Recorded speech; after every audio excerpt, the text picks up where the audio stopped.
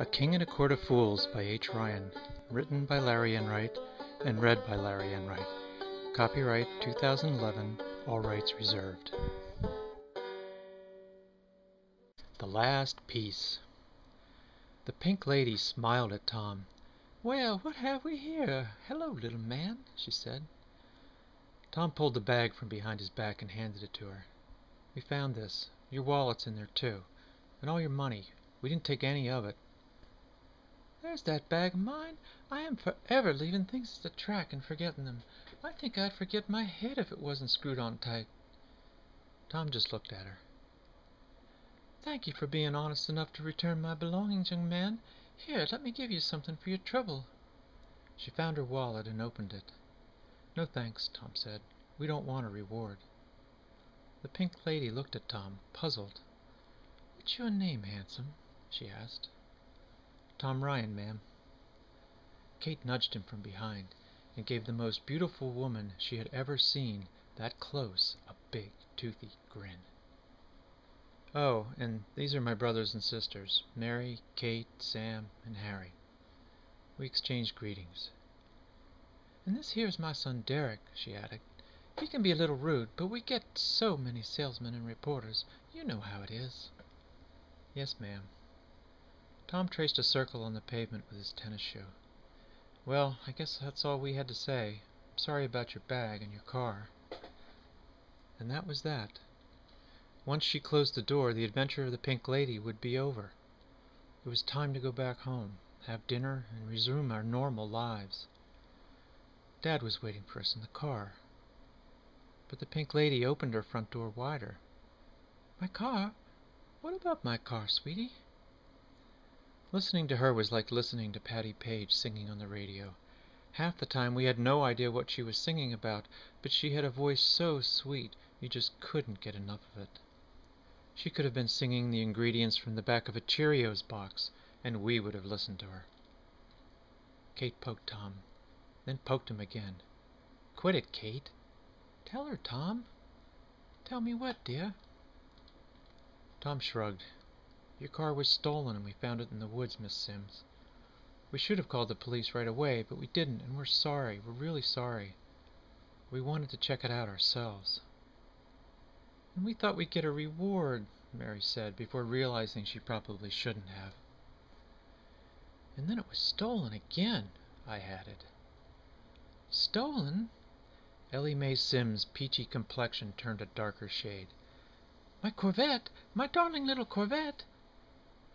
"That's where we found your bag and your driver's license, ma'am.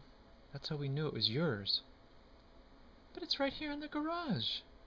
She looked at her son. "Hey, don't look at me. It's right where you left it." Dad got out of the Rambler and came up the walk. "Hello, Miss Sims. I'm Dan Ryan, the kid's father." They shook hands. "It's a pleasure to meet the father of such honest and upstanding children, Mr. Ryan." "They have their moments. I guess they told you what happened. If you need them to make a statement to the police, I'd be happy to take care of that for you." "Well, Mr. Ryan, the fact of the matter is, my car is here in the garage and has been all week. I've been away at the sprint car race in Wheeling and just got back this morning." Dad turned Tom around. "Tom, you told me this was a real car, not one of your games." "It was a real car," we all said. "Dad, that's where we found the bag, in the woods, in the car. We're not lying." The Pink Lady looked at her bag thoughtfully. "You know, it's funny. I'd never take this with me to the races. I mean, who needs a driver's license or money on a racetrack? But I really thought I'd left it in my car." "Would you mind if the kids and I took a look at your car, Miss Sims? That would certainly settle this." "I think that's a fine idea, Mr. Ryan." The Pink Lady led us through the foyer to the door that connected to her garage. Everything in her house looked expensive and breakable. Not at all like the Ryan house, where the design was late 50s kid-proof. We kept peeking around corners and into rooms as we went, looking for pink, but there was almost none, except for the Pink Lady herself. Yet this made perfect sense. She was unique, and having pink furniture or pink drapes or pink anything else would just detract from that. The garage was an immaculate wood and leather-paneled room that reminded me more of a museum than a functional garage. It smelled of saddle soap and furniture polish, and was set in soft incandescent tones provided by indirect lighting. The walls were lined with photos of the Pink Lady, always with a pink car, and many times with famous people. Each had a little placard underneath explaining its significance and who was in the picture. We recognized some of them, movie stars, singers, and even President Eisenhower. There was a trophy case filled with gold and silver cups and plaques. It was breathtaking, and at the same time surprising, because in the middle of the room sat the pink Corvette we had found in the woods, washed and waxed, and looking brand new. "No way," Tom whispered, as we walked around the room taking it all in. The last time we had seen the car it was muddy and covered with debris from the jagger bushes, but here it was, freshly waxed and washed. "Isn't she beautiful? I don't race her, but I love to drive her around town." "That's one fine-looking car, Miss Sims," Dad said. "It looks brand new. I'm sure the kids must have seen a different one. We're very sorry to have bothered you." "Dad, that's the car," Mary protested. "Maybe it was one that looked like this one." "How many other cars say Pink Lady on them, Dad?" Sam pointed out the writing on the Corvette. Kate tugged on his arm. "And what about the bag? That's where we found the bag." "Now calm down, Kate," Dad said. "There's got to be a logical explanation for all this." Tom ran his finger over the rear fender and sniffed it. "It smells like turtle wax." "Yeah, I cleaned it up yesterday," Derek said. "Thank you, darling. That was sweet," the Pink Lady said, running her fingers through his unkempt hair. "You need a haircut, Derek, dear. This is getting out of hand." "I'm letting it grow out." "Well, just a trim then. It looks terrible." Tom examined every inch of the car and was looking at one of the rear wheels. "You missed a spot. There's mud here on the wheel well." "So sue me," Derek said. "Derek, there's no need to be fresh." "He started it." Kate had been standing next to Derek, looking at his left hand. "Aren't you hot in that sweatshirt?" she asked. "I'm good," he said, adjusting his property of Cedar Mount Pharaoh's pullover. "What did you do to your hand?" Derek tried to slide it into his pocket, but his mother stopped him. It was scratched and scabbed over, a real mess. He winced when she pulled his sleeve up to see the scratches that went up his arm. "Honey, what on earth happened to you? We should take you over to see Doc Farmer and get that looked at." "It's nothing. I got knocked down playing basketball. Some big kid who was pushing everyone around. I put Bactine on it. I'll be all right." "All the same, I think we should play it safe and have him check it out." Kate looked at Tom. He was staring at Derek's hair. "Does your mom let you drive the Pink Lady?" he asked. Miss Sims laughed. "I think it's so precious that you all call my car the Pink Lady. Nobody drives her but me." "Where do you leave your keys?" "My keys? In my bag with my other things. Why do you ask, sweetie?" "Because there aren't any keys in the bag, ma'am. The bag that we found in your car." "You left them in the ignition, Mom," Derek said. "I saw them when I was cleaning the car."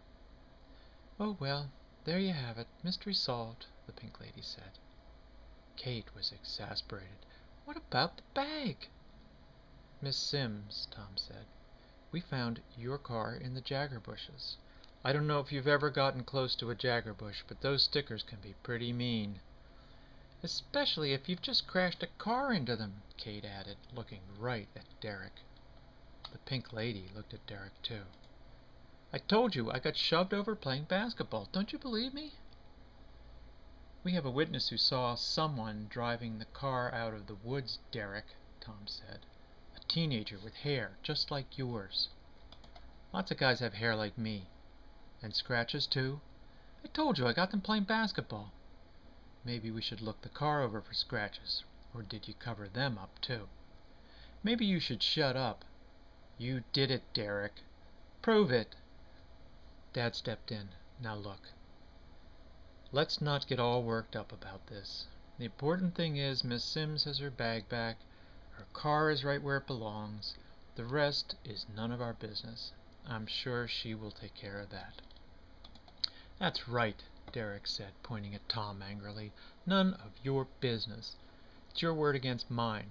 I don't know how you got my mom's bag. Maybe you broke in and stole it. Maybe she left it somewhere and you found it. But it doesn't matter. The car's here, the keys are here, the bag's back, and you've got no proof. So stop saying I did it." "Derek, you stop that this instant. Now apologize to Mr. Ryan and his children. They were nice enough to bring my belongings back, and we should be thankful for that."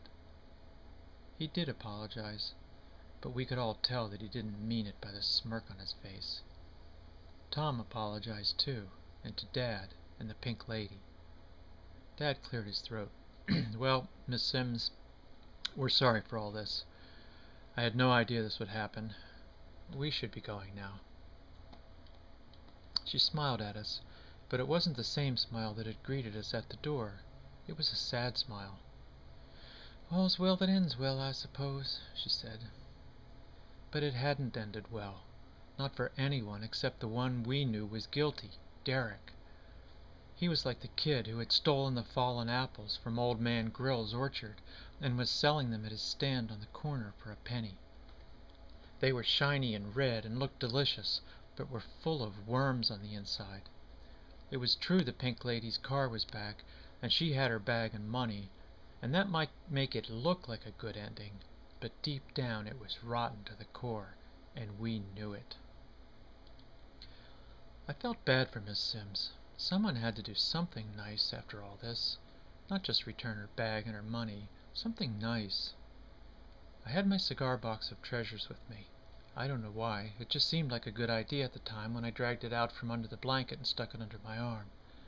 I opened it then, and fingered through my collection of the most valuable objects in the world, each worth a fortune, each telling an amazing tale of adventure. Some I liked more than others, to be sure, but if you're giving someone a gift, you don't give them your second favorite. You want the gift to mean something special to them and to you. I decided at that moment that I would give the Pink Lady my most prized possession. I held it out for her. "Here, Pink Lady, this is the ancient Egyptian ring I found. It's a present for you." She took it, and her real smile returned. "Thank you, little Harry. It's beautiful. How do you know it's from Egypt?" I pointed to the setting of sparkling red gems and the elaborate inscription surrounding it. "It says so right there, see? It's written in Egyptian. They built the pyramids and the Sphinx. This big red stone comes from King Tut's tomb." "That looks like a pretty expensive ring," Dad said. "Where'd you find it, Harry?" I shrugged. "In the woods near the Pink Lady." Tom asked to see the ring. "This isn't Egyptian. It's Latin. I know. I'm studying to be an altar boy." "You study?" Kate laughed.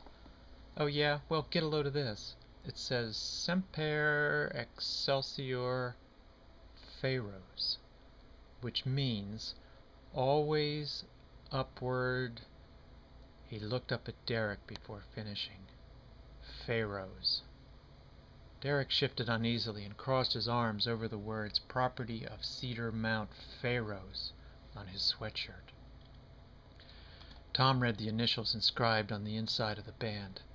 D.J.S. "What's your middle name, Derek?" "Derek Jonathan Sims, is that your class ring?" The Pink Lady's smile vanished, and she instantly became his mom and demanded an explanation. "That's not my ring," he stammered. "Then show us yours," Tom said. I lost it at school, I think." I took the ring back from Tom and went over to Derek, sliding it onto his finger. It was a perfect fit. "Your mommy won't love you any less if you tell the truth, Derek. She'll love you more." Derek looked at me and began to cry. He told us the whole story. His aunt had called one night while his mom was away. She needed milk and was hoping Mrs. Barnes would bring her a quart. Mrs. Barnes, a friend of his mom's who was staying with him until she got back, had already gone to bed. So Derek decided he would take the Corvette and bring the milk to her. After all, He did have his license, and even though his mom never let him drive her car, he was a good driver. So he took her the milk. He made it to her house all right and dropped it off, but got lost coming home. In the confusion, he ended up on a dark gravel road, and before he knew it, he had crashed into some bushes. He left the car and found his way out of the woods and back home. The next night he came back with two buddies to get the car out, but when it started to rain and thunder and lightning, they had to leave and come back the next day. They all skipped school and got the car out of the mud and stickers and spent the day cleaning and buffing it so it would be as good as new. "I'm really sorry, Mom," Derek said. "Oh, honey, it's all right. But you should have told me. Lying about things doesn't do anyone any good." "I know, Mom. I won't do it again." Derek wasn't such a bad kid after all. He had tried to do something nice, but had just made a mistake, and then tried to cover it up. We all do that once in a while, even Tom, though he would rarely admit it. The last piece to the puzzle was in place. Miss Sims was happy and smiling again, and we had finally solved the mystery of the Pink Lady.